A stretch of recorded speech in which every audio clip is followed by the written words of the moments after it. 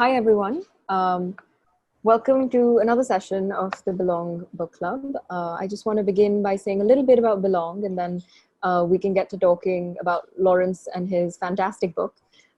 So Belongg seeks to bring services and community experiences to people who face prejudice and bias for reasons of identity. So that could be gender, sexuality, race, ethnicity, caste, religion, ability. Of course, the list goes on.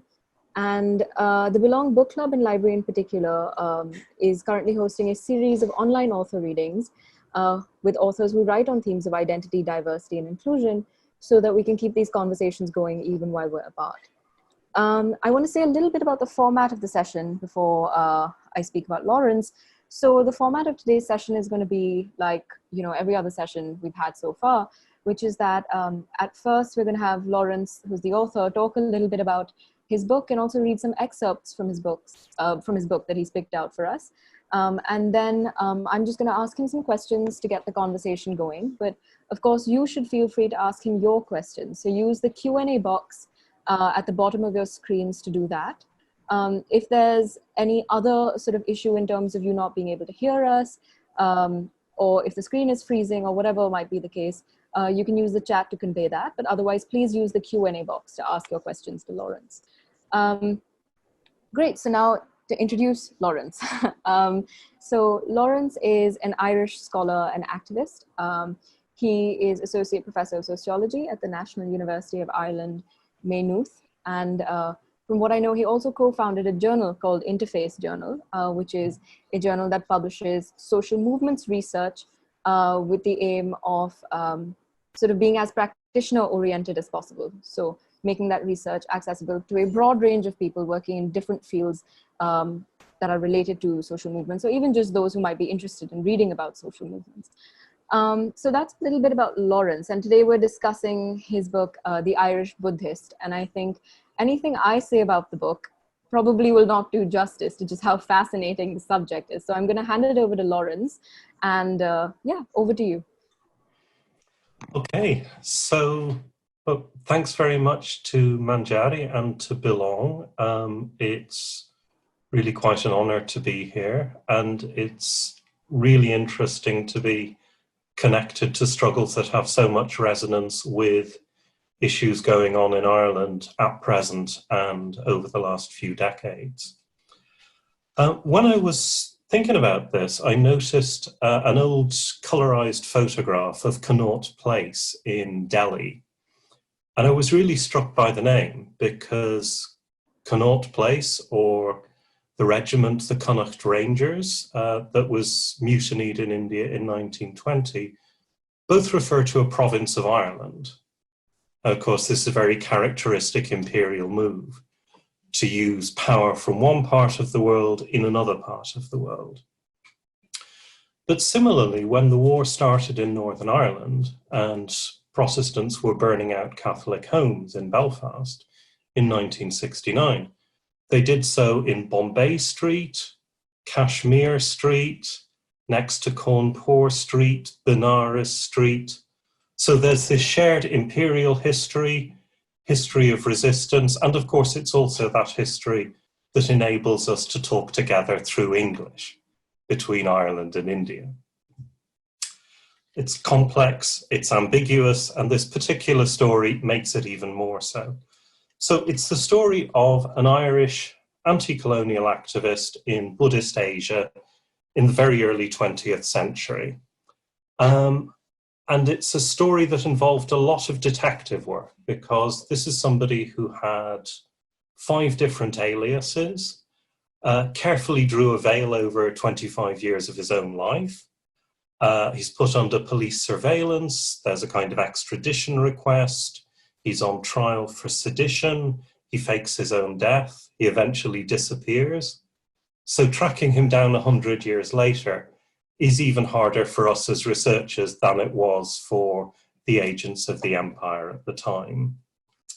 So I'm going to read a few excerpts from the start of the book, and then I'll tease out just a few themes and throw it open to questions. So, who was Dhammaloka? We are reasonably certain that Dhammaloka was born in the Dublin area in the 1850s, crossed the Atlantic to become a migrant worker across the United States, and then worked his way across the Pacific to Japan as a sailor. He was already a self-educated radical when he took higher ordination as a Buddhist monk in Burma in 1900, formalizing a rejection, perhaps many years in the making, of Christianity and of colonialism's racial boundaries. As a monk, he was a highly visible and provocative critic of Christian missionaries, active in the networks that were making Buddhism a global religion, and repeatedly at the forefront of religiously charged confrontations with the colonial powers. Dhammaloka was an effective and immensely popular organizer in today's Burma, Thailand, Singapore, Malaysia, and Sri Lanka. He was active in India, Japan, Australia, and perhaps Cambodia and China, and a minor celebrity in the global media as well as in Asian politics. His allies included leading Buddhist monks and laity in several countries, Chinese and Sinhalese diaspora merchants, members of the Tavoy minority in Burma and Siam, Indian migrant laborers, and poor whites. During his spectacular Buddhist career spanning more than a dozen years, we can see many of the struggles that shaped the period of high colonialism in Asia. Why Dhammaloka? At this point, we might ask, why should we be interested in Dhammaloka? Why not just dismiss these activities as marginal, as many of his imperial contemporaries did? Or as one modern reader asked us, why should we care about yet another white man in Asia? We can answer by noting the complex ways in which class, race, religion, and nation combined to connect personal identities, cultural boundaries, and imperial power in the colonial heyday, and how Dhammaloka's boundary crossing threatened an order far more fragile than it may have seemed. In his person, white, Irish, working class, Buddhist, free-thinking, teetotal, and deeply anti-colonial, he defied the myths that underpinned the colonial project, myths of racial and cultural difference and the civilizing, quote-unquote, mission. While histories of colonialism and anti-colonial nationalism focus on middle-class and educated elites, Dhammaloka's story allows us to see plebeian cosmopolitan interactions across Asia, not least among Asian Buddhists, that facilitated both the operation of colonialism and resistance to it. And his life compels us to reconsider the history of Buddhism in the West, revealing not just early failures in founding Sangha lineages of Europeans, but looking well beyond the interests of middle-class and intellectual European Buddhists. In the late 19th century in British Asia, a new emphasis on racial division was intended to bolster the solidarity of Europeans and to induce native respect and deference. This is after the 1857 rebellion. The conduct of poor whites and Europeans going native undercut this. Although empire celebrated its civil servants, officers, capitalists, professionals, missionaries, and philanthropists, it needed its ordinary soldiers and sailors, barmaids, tally clerks, and minor officials, and created the unemployed or destitute, the bankrupt, and alcoholics, mixed-race children, and the children of Europeans who could not afford to send them home for education, thus slipping down the racial hierarchy, added to the difficulties of sustaining whites as a group apart. Poor whites, beachcombing and loafing, casual labour and idleness, undermined the elevated status which colonial elites sought to associate with whiteness, as did dressing like natives. Indigent whites filled the new workhouses and jails as they drank, stole, idled, lied, and otherwise brought the European race into disrepute. Going native, in both the cultural and sexual senses implied, was a source of horrified fascination for the higher classes. Even today, academic studies focus almost entirely on elite responses to those who went native, rather than the lives of the many poor whites who actually did. A European Buddhist monk in 1900 was a paradigm of this. Not only did Dhammaloka dress in local clothes when many middle-class Asians were donning European dress, he went barefoot, a marker of subordinate racial and religious status, and practiced poverty and begging, everything that industrious Victorian Europeans were supposed to shun. He also breached the fundamental Christian heathen religious boundary that justified empire back home. And the ritual submission noted in colonial accounts of ordination ceremonies of a white man to an Asian religious hierarchy provided a dangerous reversal of the expected colonial order of things. Last quote. Politics in the long term. The post-1945 transition of Asian countries into independent nation states was one of the largest historical changes of the 20th century, casting long shadows on the present. In 1901, colonial elites responded to Dhammaloka with sneers, but 20 years later, Burmese nationalists were using methods he had pioneered around issues he had highlighted in a strategy of Buddhism against empire. Within 35 years of Dhammaloka's own disappearance, Britain's empire in Asia had virtually vanished. While some of what he thought, said, and did at the time later became common sense, there were important differences. He would be erased not only in the history of Western Buddhism, but also in Burmese narratives of the early colonial struggle, because that narrative soon became nationalist, praising the ethno-religious supremacy of Burmese Buddhists within the state of Burma.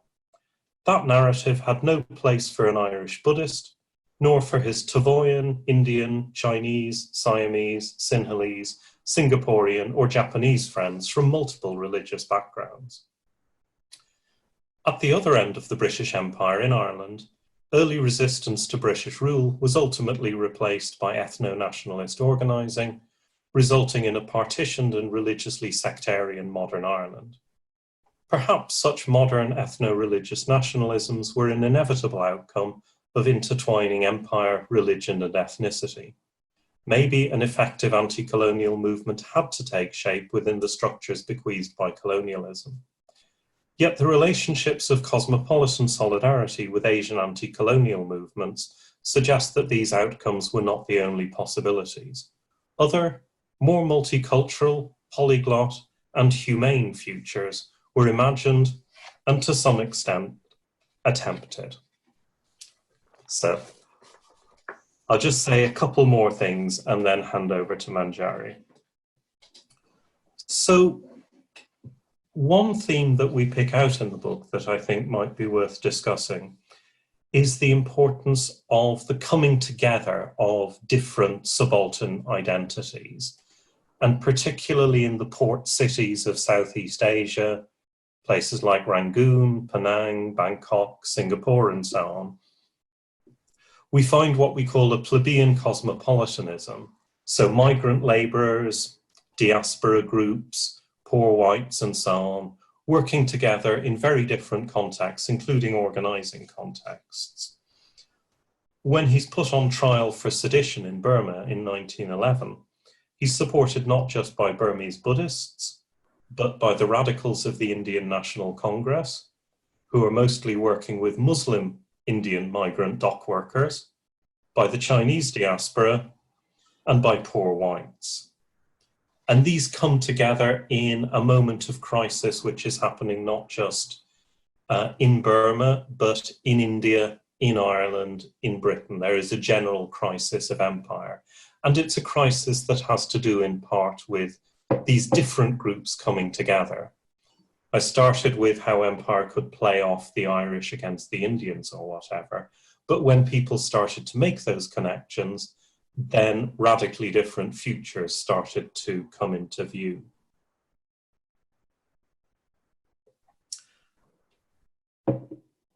Now, looking back at Burma or Ireland, it's very easy to imagine that the ethno-religious nation state was always going to be where the end of empire came. But that's not historically accurate. So at the moment, people are keen to quote this phrase that it's easier to imagine the end of the world than the end of capitalism. it's certainly true that in the 1900s, it was very hard to imagine what would come after the end of empire. Or rather, you could make up any number of different stories, because this is before nation states have really become clearly the wave of the future. It's before the collapse of empires within Europe. It's before Irish independence, Finnish independence, and so on and so forth. And so there is a whole range of lost futures, of visions of, well, what is going to come after empire? Which I think are important not just for relativizing the states that we live within, which seem kind of natural and normal, but also for imagining now what might come after an ecologically destructive capitalism. One key theme there is religion. So I want to finish with this. We now see religion, and this is true in Ireland as well, the subaltern religions, Hinduism, Buddhism, Irish Catholicism, that asserted themselves against empire, then became religions of power in their turn. But in 1900, this isn't the case. In 1900, people are using these religions to talk to each other. So Burmese, Japanese, Sri Lankans, Thais, Singaporeans, Chinese diaspora, Tavoy diaspora, people in Chittagong, Indian intellectuals of no Buddhist background, Dalits in South India and so on are saying, could we use this thing to work together? Could it create a transnational future after empire? I'll maybe just finish there and just leave that moment of possibility, these kinds of lost futures that did not, in fact, come to pass. Sure.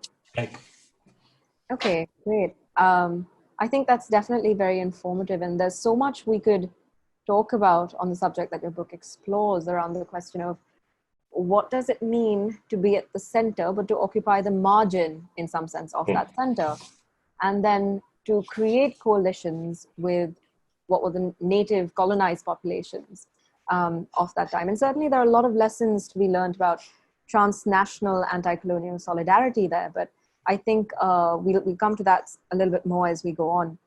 I think I just wanted to begin with a question about context so that those listening to us can perhaps better place some of this. So I don't know a lot about Buddhism or Burma, and I certainly don't know about its history, right? So I was wondering if you could say a little bit about what was the role of Buddhism in Burmese society during the colonial period, and what were the tensions between Buddhism and Christianity, right, which was the religion of the colonizer, so to speak, at the time. Okay, so to start with the tensions then, one of the things that Dhammaloka becomes very well known for and is then put on trial for is this analysis of colonialism, where he says basically colonialism comes with the Bible, the whiskey bottle, and the Gatling gun. So it comes with missionaries, it comes with cultural destruction, and it comes with military conquest. And then there's an implicit political program there as well.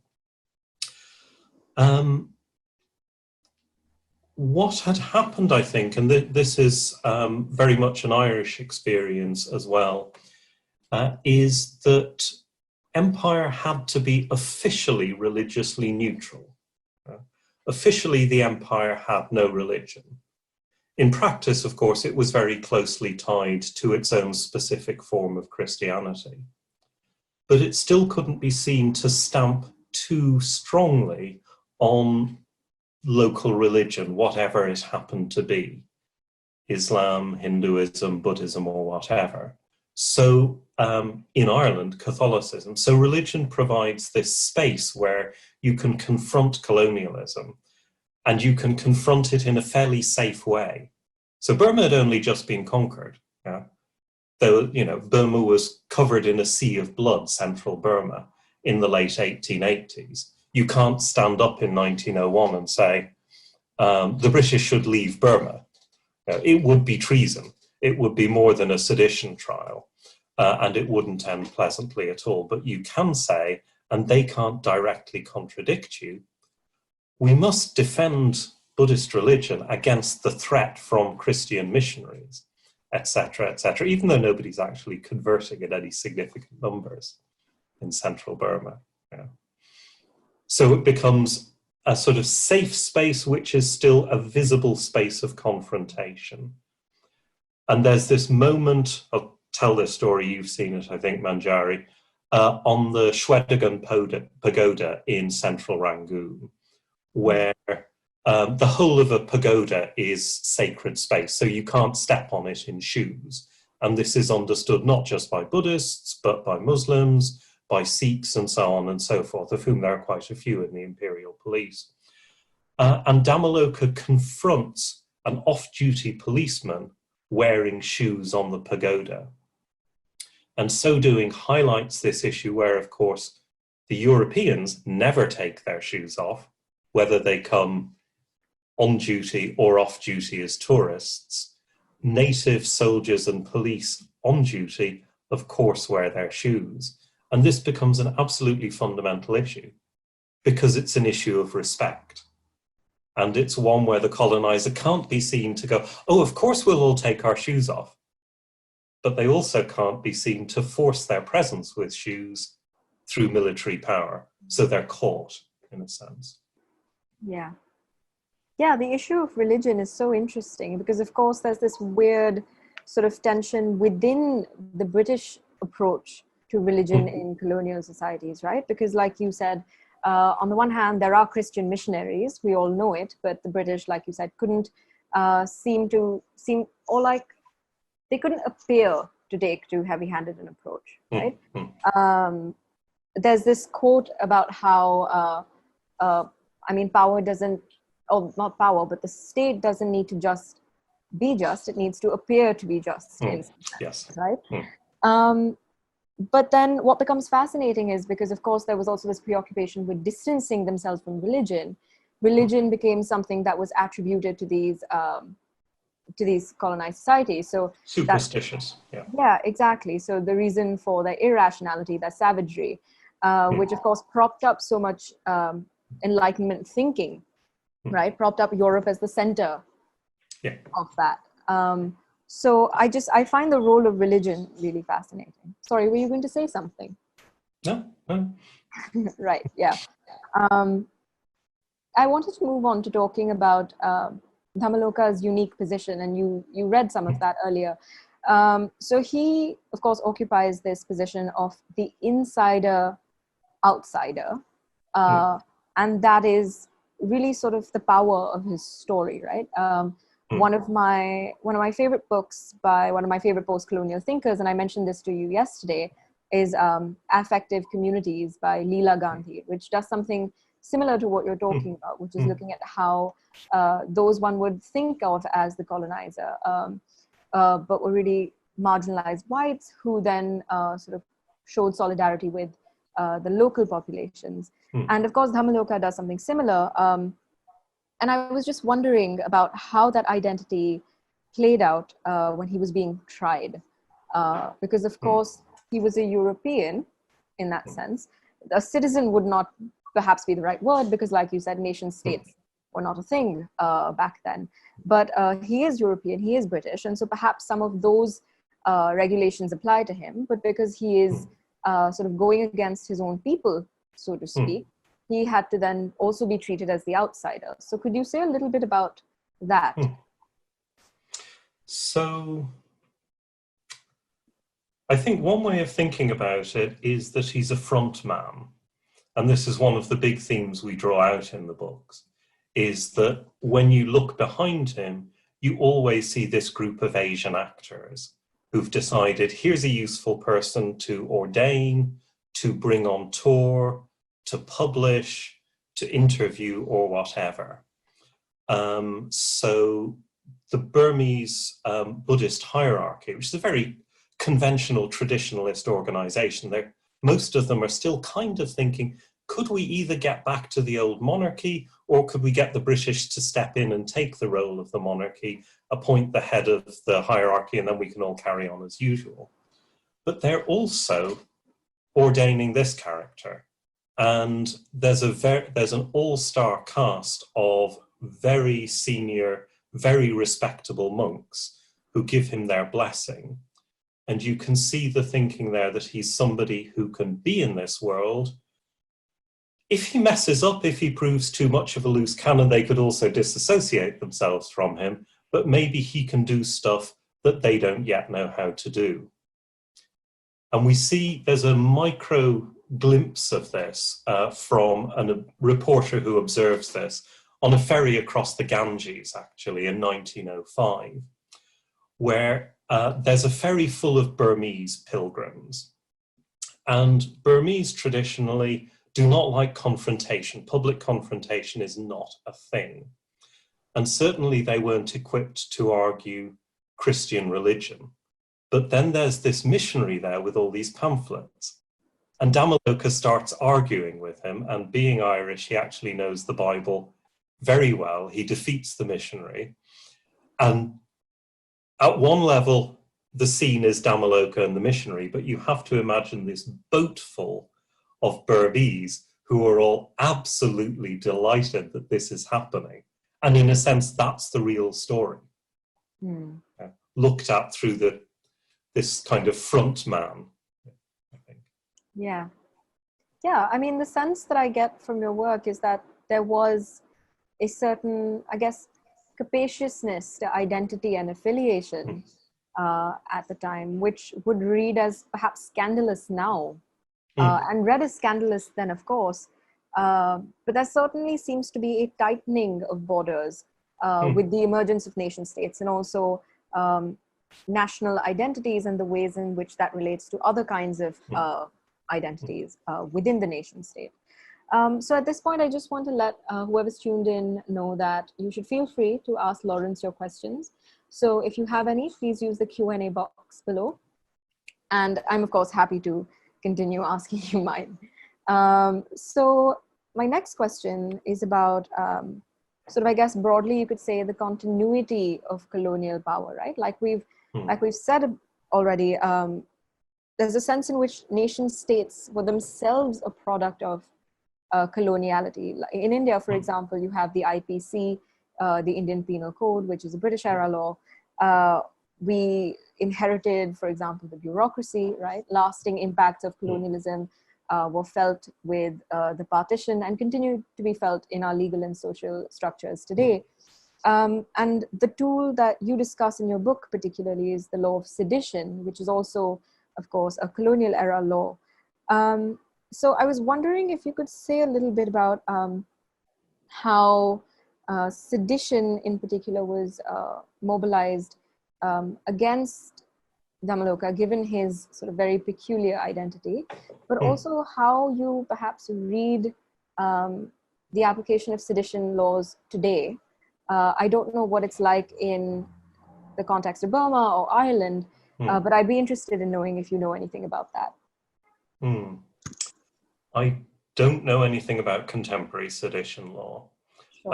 I do know that one of the reasons we know so much about his trial is it set a precedent for trials of subsequent Indian nationalists under British rule, and that there was continuity, but I can't comment on what happened to that law after the 1930s, really. Yeah. Sorry, I'm just having a moment here. Yeah, I think there's a dimension certainly in the trial which does have a big relevance today, which is the issue of hate speech. So the sedition, the particular paragraphs that he's tried under are paragraphs that are about arousing enmity between different classes of Her Majesty's subjects. Which is quite interesting because, of course, this is what missionaries did all the time. And it's what the colonial newspapers did all the time when it was whites commenting about natives. But if a Buddhist comments about Christians in these terms, that becomes hate speech. Right. As we would see it today. And obviously that's an ambiguity that we struggle with, because on the one hand, we do want to see hate speech have consequences, but on the other hand, the people who are deciding what is and what is not hate speech are not on our side typically. So it's a very awkward situation there. And there's another complication which I think does take us out of the present day. We now assume that whatever religion you say you're affiliated to, it doesn't really mean you've thought about it or that you seriously believe it. But in 1900, people still take this very, very seriously. It's still utterly legitimate to have arguments with people about theology and really mean it, because in any of the kind of conversion-oriented religions, so certainly Buddhism, Islam, Christianity, the foundational myth of A converts B is very, very central. So to go around arguing that somebody's religion is wrong is clearly not an attack on their identity at that time, as it equally clearly is now. Yeah. So that's a space that we've moved through in some ways. Right. We have a question here. So the question is, transposing the idea of the insider-outsider to present times, what is the role that such people can play in perhaps reducing discrimination for different subaltern communities and identities? And how does one separate the quote-unquote pretentious people with people who truly care? Pretentious, was that? Yeah. Yeah. Yeah.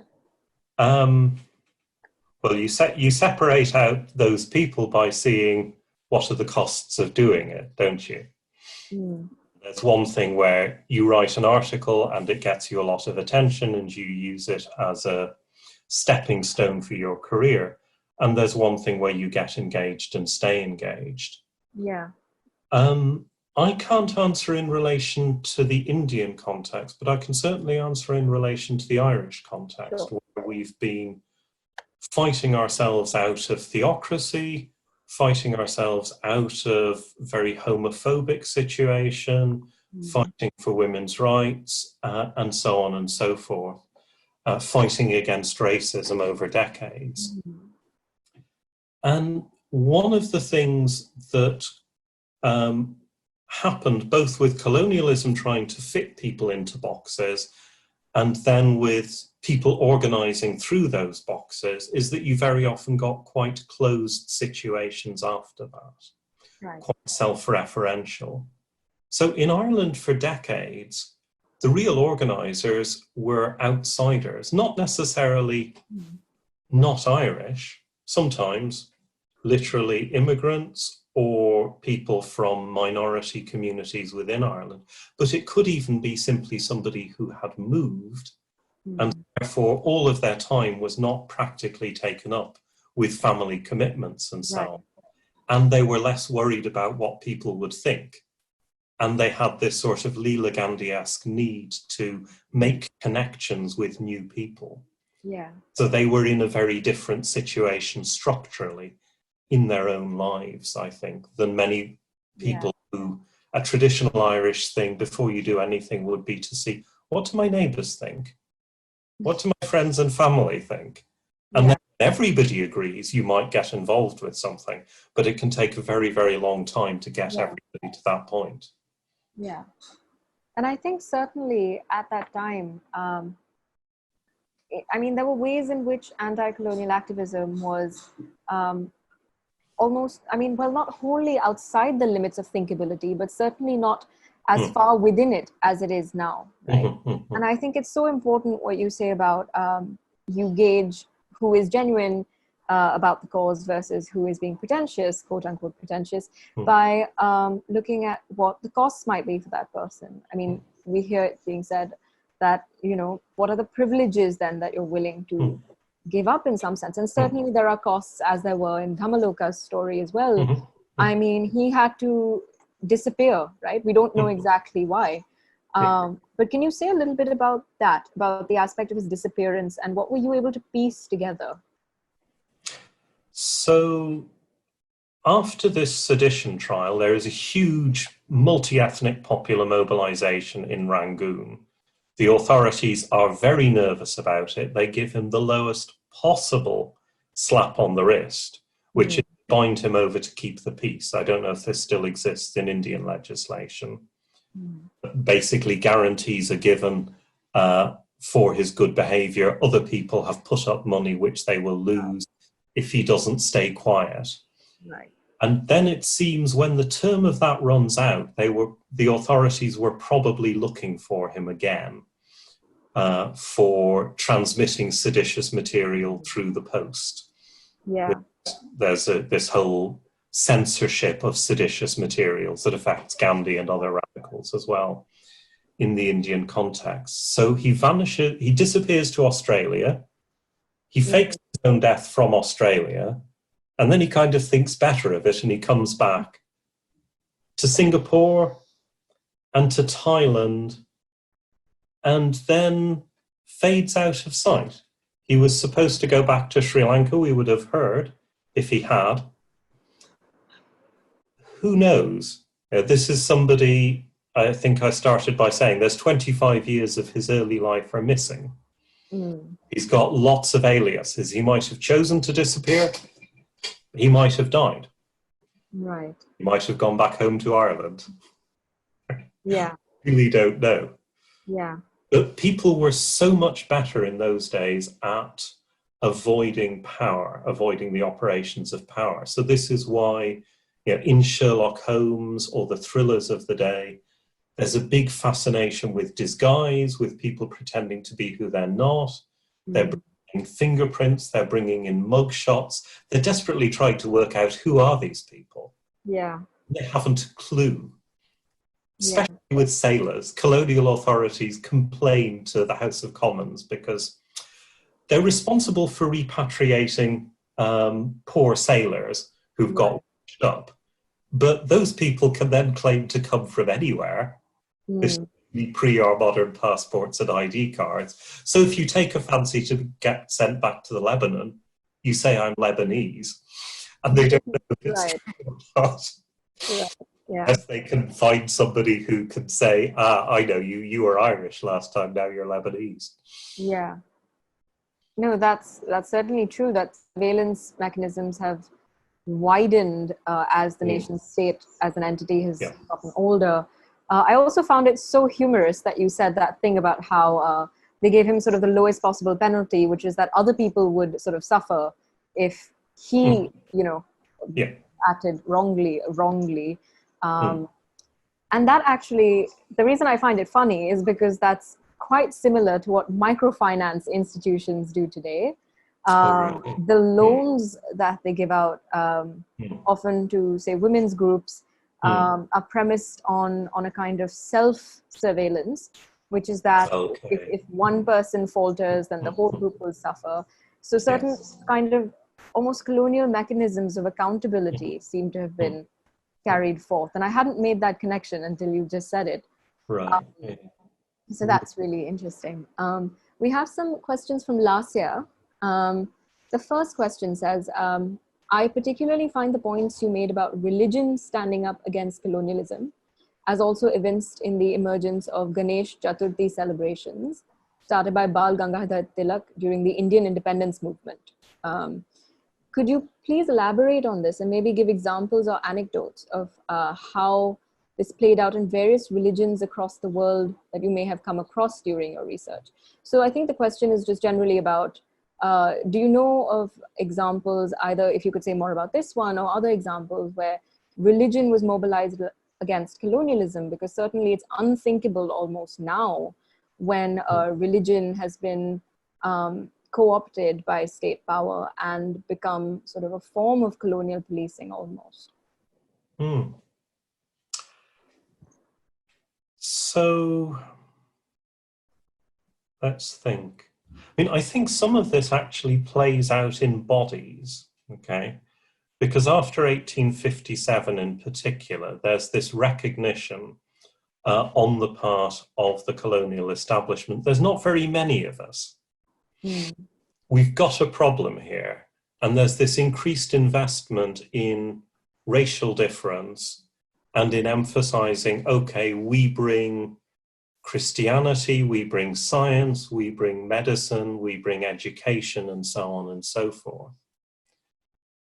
And then there's this real nervousness when people go the wrong way. So a European who converts to a native religion, who formally subordinates himself to this hierarchy of idolaters, who dresses like a native, this is incredibly disconcerting at the time. There is, like the sort of sexual politics in 20th century America about black men and white women, there's a whole body politics of empire. And because the Buddhist monk is very visibly hair shaved, shoes off, wearing native clothes, begging and so on, it's very much incarnated. Right. One of the really popular books of the day is Kipling's book, Kim.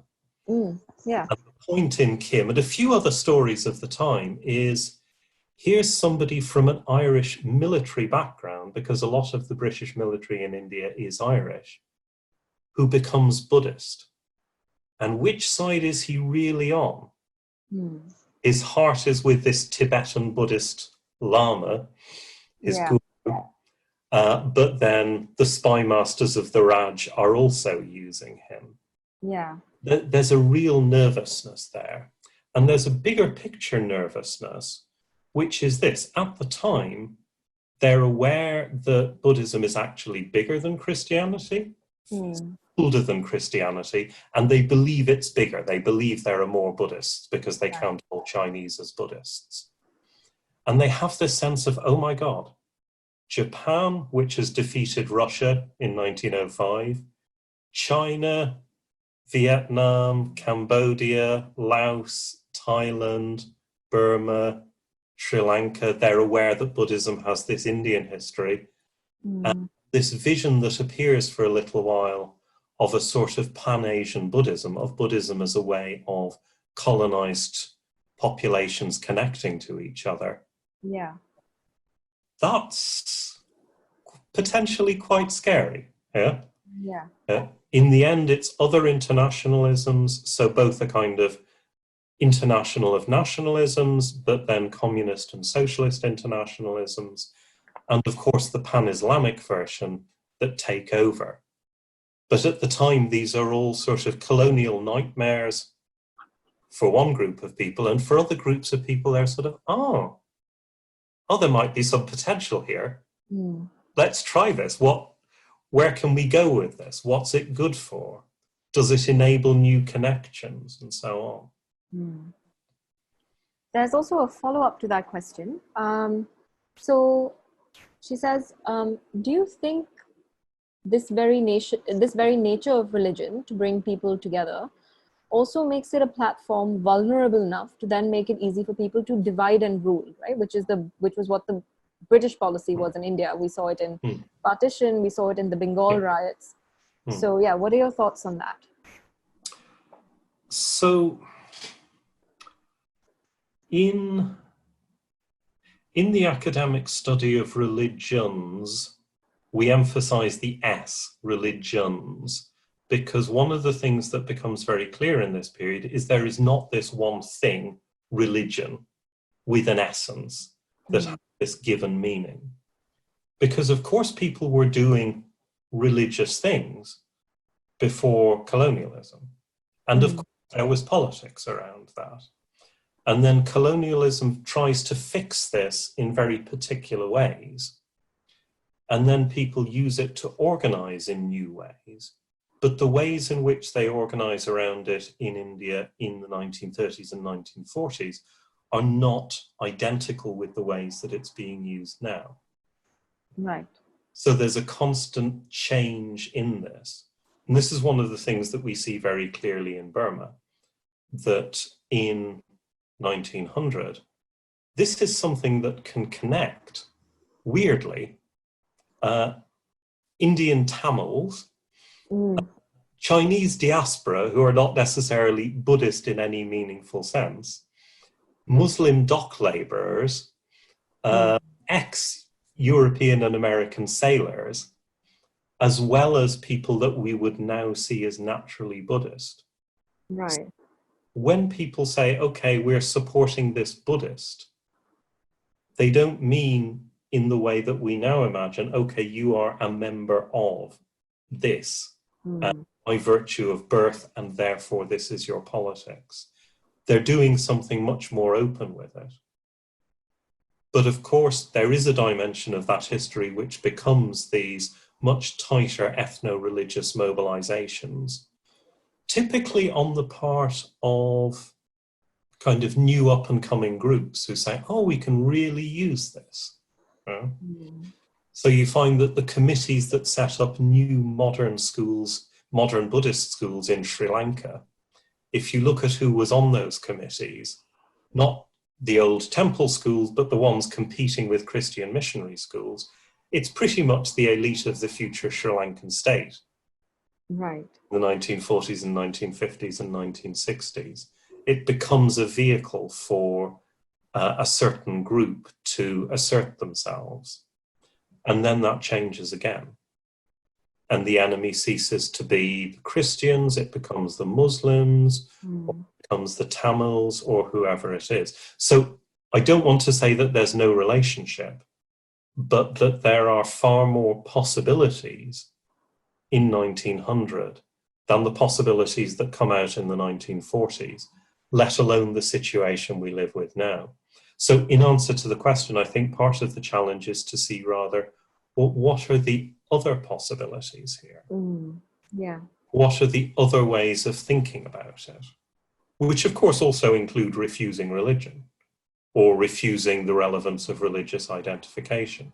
But they also include looking for other kinds of meanings that can be given. So very obviously the Ambedkarite strategy, for example, gives a different meaning to religion than the kind of things we've just been talking about. Yeah. Yeah, that's absolutely right. And like you said, religion hasn't meant the same thing across time. And of course, there's no singular religion.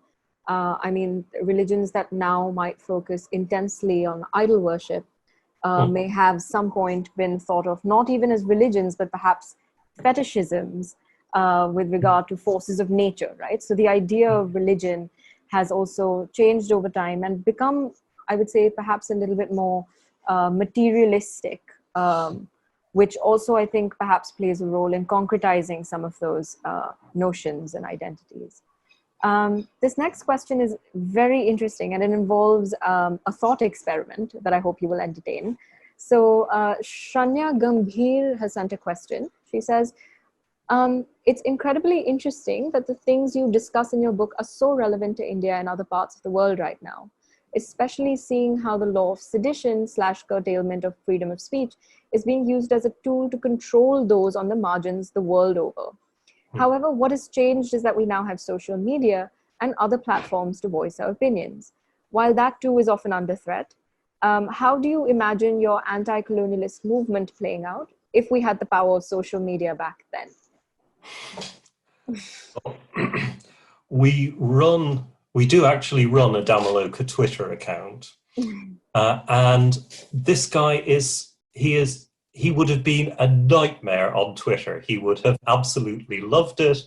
He would have spent half his time on Twitter, and our task in tracking him down would be so much easier. But we think that this stuff is new, right? The reason that the colonial authorities bring in the Indian Press Acts in the 1900s is precisely because people are using cheap printing. They are publishing their own newspapers, they are publishing their own pamphlets, they are writing to the newspapers, and so on and so forth. And they're doing so massively. So newspapers cut and paste from each other. Not so many of the radical newspapers, the local newspapers, the newspapers in native languages and so on, have survived and been digitized from this period. There are whole newspapers that we, like the one I was telling you about, connected to the Indian National Congress in Burma. We cannot find an archive of it anywhere. Right. But it existed. It was cheap, printed on cheap paper, surely. It circulated in several hundred copies, maybe. So people were doing this. Or Dhammaloka runs this tract society. And at one point they say, right, well, we're going to publish 100 tracts and print 10,000 of each of them and distribute them. And initially that sounds absolutely megalomaniac. And then you look at it and you go, well, actually they did. Yeah? Or there is every reason to think that they were distributing in those numbers and printing in those numbers, even if only a handful of them had survived. There's a good reason for this. So just the same way that right now social media is only partly about actually sharing ideas, let alone organizing, an awful lot of it is about expressing yourself or making connections or whatever. So this guy, he's a Buddhist monk, he tours in rural Burma. So as a monk, he can't touch money, at least within Burma. There are different rules abroad. But people are going to donate, literally, probably jewelry. They carry, like people might in some North Indian parts, a lot of silver on their person. That's wealth. So donation after a successful meeting, it's, you know, it's your bracelet, you know, it's here into the pot. And one of his sidekicks is literally a jeweler. So the jeweler collects all of this stuff, sells it, suddenly they've got a lot of money. What do they do with it? Well, they print stuff. They print pamphlets. And it turns out that they print it in this newspaper office, and this newspaper gives them great publicity. Well, there's a surprise. And then what do you do with your volunteers? You say to them, here's a box of pamphlets. Will you ever go and set up a stall here in your town or whatever? Somebody writes to you and you send them a box through the mail. And the police come after them because this is sending seditious literature through the mail. Yeah. So all of this is going on, and the authorities and them are in this kind of technological arms race, which is not a million miles different. Yeah, the practicalities are different, but the same problem is there then as now. Yeah, I'm saying this as somebody who was around organising before the start of indie media and transition from print publications to online. So we keep on doing this, and we will keep on doing it. It's inevitable. Yeah. Okay, great. So I have about 2 more questions for you, but if anybody else has any questions, please feel free to send them across, and hopefully, I mean, ideally within the next 5 minutes, that would be ideal. I know it takes a bit to type all of this out, but of course, Laurence will be happy to answer them. My next question was actually going to be a bit about the research process, because so I know it's you with 2 other authors who've written this book, Alicia Turner and Brian Bocking, and all of you are located in different parts of the world. So maybe you could say a little bit about that. But how does writing a book over such a long period of time, because I know this is like a decade of your life, right? Yeah. How does writing a book over such a long period of time on someone who is so difficult to trace and doing it collaboratively, how does that work? Of course, I'm sure it's become easier given the age we live in terms of all the communication technology that exists, but I don't imagine that was easy. So if you could talk a little bit about that. Well, we've only had all 3 of us face to face a very few times, obviously enough. As Skype and then Zoom have developed, we've used those. It really helps that we see eye to eye. We found related things in this. Right.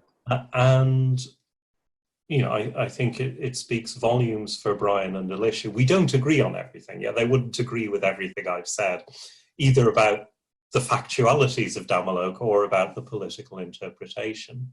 We're able to really thrash it out, which is quite important because it's detective work. Yeah. You find something and you don't know if it's true or not, or if it is true, you don't know what it means. And you can try and find other things that, somebody else that's researched it or some other piece of data. But also you just really have to kind of argue it out with each other and take devil's advocate positions and go, oh, this isn't convincing at all. And able to do that in a way that you don't wind up hardening into your own positions. Yeah. And that's actually been great fun, because every time we find something new, we go, this is, how does this change our arguments? And we go back to it. Yeah. That's really interesting. And my last question, something we've been talking about throughout the session, and the book is certainly entirely about it, is the idea of transnational solidarity, right? And in an age where we have seen, what is being argued is the rise of the global right in some sense. And because I know you are involved in activist work and thinking, what would you perhaps like to say about what are some meaningful ways in which we can collaborate across borders? I mean, your book is a testament to that in some sense. But what are some of the ways in which we can lend a hand to fights overseas that we may be involved in, differently, of course, than the population of that particular country or area or community. But that could still benefit from our support, and particularly from a position of privilege, right? So with the onset of social media, for example, do you think there are some ways in which that might be easier to do now? And how might one be able to do that? Oh, these are the big questions, yeah. Questions. So here's a story not from a position of privilege. You'll remember in 1994, there's this uprising of indigenous people in Southeast Mexico, the Zapatistas. This brings about a huge wave of global support and solidarity, rather similar to what's happened with Rojava in northeast Syria more recently, that people have just been really excited, they've wanted to know what to do, they've tried to connect, and they held a couple of gatherings. And the second of those gatherings was in Spain in, I think, 1996 or 97. And a few Irish people went there, lots of West Europeans, lots of North Americans, and a few people, particularly through Via Campesina. There was a big caravan of Indian small farmers, I think, from Karnataka, who traveled from India through to Spain. That was a couple of people, I think, big, complicated process. And a lot of the relatively privileged people met lots of people from the rest of the world, and they had a great time. And they were having so much fun. And a friend of mine was sitting around the campfires on one of the later evenings and started asking one of these peasants, well, why aren't you guys so happy? Because we're all having a great time. He said, well, we've come here to get rid of neoliberalism, and we don't really want to go back. Right, yeah. This was the period of farmer suicides hitting the headlines a lot, even globally. And that led to the formation of People's Global Action, which underpinned some of the big summit protests in Seattle and so on in the early 2000s. Yeah. So there was a big connection there. And some part of what made the difference, I think, coming back to your question about now, is an ability to see each other's situation. Because what social media does for us is it kind of decontextualizes us. Yeah, and sometimes we see somebody that we know and follow or whatever say something, we go, I have no idea why you're saying that. Or when you say that this particular statement is outrageous and this one is wonderful, that doesn't fit with my context at all. So we get that little sense of each other's context, but kind of around the edge. And we just deal with it by not retweeting, or if we don't realize it, getting into an argument or whatever. This means this. This universally means this. And I think one of the things we need is a bigger sense of just how large all of these things actually are. So I don't know, did you see Pankaj Mishra's really interesting book, Ruins of Empire? No, I haven't.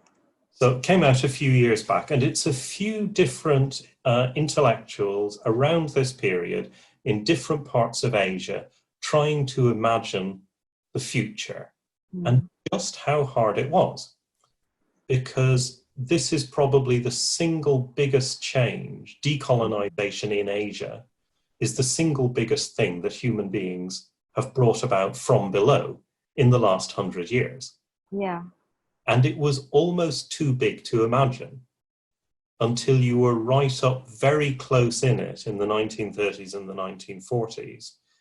The individuals who would later become the leaders of new states and so on, those organizations, and often then only within a single country, with awareness of the rest really receding. But when you were standing back in 1900 trying to imagine, what does this mean in China and in independent Thailand and in Sri Lanka?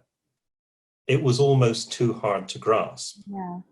So there's that challenge of trying to get outside ourselves and see those people. And there's this challenge that, you know, we've lived our lives within, that independence wasn't that great after all. It was better than empire. Yeah. Be very clear about that, but it wasn't everything that people told themselves it was going to be. And this story, you know, if only we get this one thing, everything else will be fine. You know, we know from that experience it's not true. So to have that big picture, not just in space, but also in time somehow, and try and think, you know, where are we going with this? Yeah. So you, I think one of the questions was talking earlier about pretentious people who are just saying something for the sake of saying it, and people who are really taking the risk. In Ireland, we've got the opposite problem, because at the moment we're winning. So we see a lot of people coming on board and saying safe versions of the things that 15 or 20 years back were really unsafe to say. And trying to tell us, well, now we've got that. That's now within the state, it's within the national media, it's within the universities, the corporations are on board. Yeah, Dublin City Council sponsors the Pride Parade, the police are part of it. Isn't this wonderful? And so on. And then LGBTQ radicals have to really contest that and say, well, actually, this is not what we meant at all. Yeah. Only in small part. So to have that picture over time as well, you know, not to say that we have to spend all our time reading books, to kind of decenter ourselves, that we're not just flailing around, acting out our own local identities, in the belief that if we do that loudly enough, or if enough other people agree with us, everything will change, because it's not true. Yeah. Yeah, no, I think there's something really powerful about saying that if coloniality has been not only in some sense timeless, right? Because the idea is that colonialism didn't end with formal colonialism, but that it has, in addition to being timeless, been worldwide, then decoloniality must also necessarily be that. And then the local and the global, like you were saying, interact in very complex ways that we need to pay attention to in order to both be as context specific as possible, but to also avoid relativizing some of those issues, right? Saying that this issue only exists in X place without thinking about what might be some of the resonances across different contexts. So that's all from me. And I think we've managed to answer all the questions as well. But if you have any sort of closing thoughts or comments, feel free to share them. Goodness.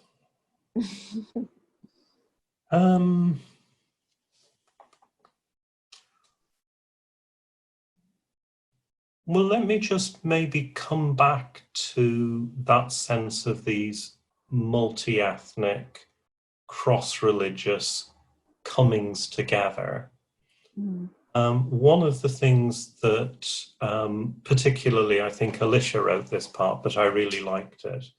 She was talking about what Penang is like and what Bangkok and that part of Rangoon and Singapore and also the part of Dublin that Dhammaloka came from were like in this period. And you could have said the same for San Francisco as well, that there were these communities of sailors, so Chinese and Japanese sailors in San Francisco, Tavoyan sailors in Rangoon or in Singapore, as well as white sailors, Chinese diasporas, Sri Lankan jewel merchants, Tamil migrant laborers, Muslim migrant laborers from southern India, and so on. And sorry, not southern India, but from India.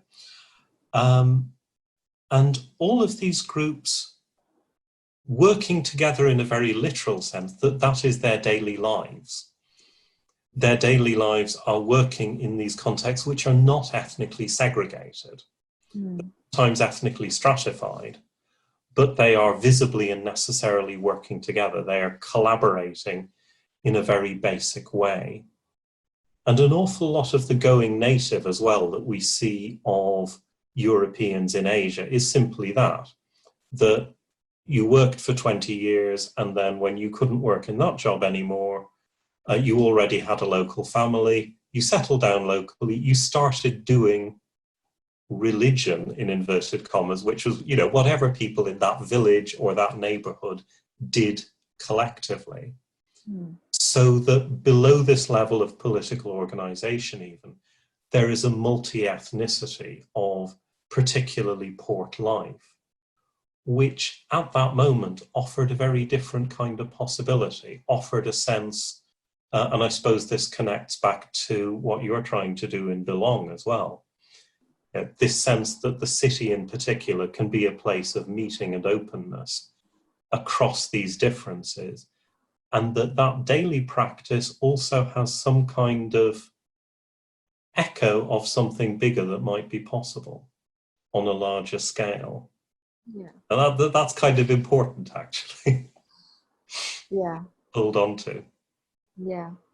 Thank you for saying that. I think that's the perfect note to end on. And I just want to say thank you, but also thank you to everybody who joined us.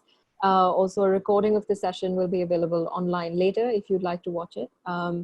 If you have any feedback, if you, Laurence, or anybody else who tuned in has any feedback, please write to me at manjari@belongg with 2gs.net, and I'd be happy to take that into account. So thank you all. Thank you, Laurence. And yeah, see you soon, hopefully. Okay. Thank you, Manjari. Thanks, everyone. Great. See you all soon. Bye.